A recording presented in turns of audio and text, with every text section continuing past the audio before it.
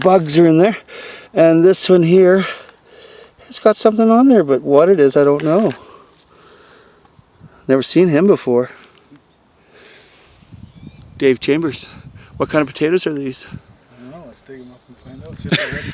So what we were harvesting, you know, we got another couple days, probably the week in there. So I just want to get an idea of if I'm going to go into the reds next or if I'm going to go into the Yukon. So I've got these ones. These reds are a Norland, which I like. They don't yield quite as heavy, but they're a way nicer potato than the Pontiac, I find. But the Pontiacs yield like 1,000 times more. And then next to it I got the Yukon. So we'll just pull one up and just see where they're at. Nope. Nope, they're nowhere. So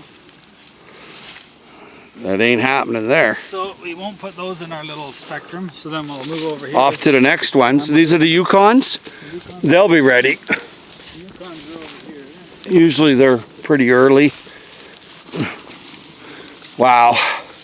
This place is amazing. So let's just take a look at the Yukons and see what's going on here. Oh yeah, you got little noogies. They're starting. Yeah.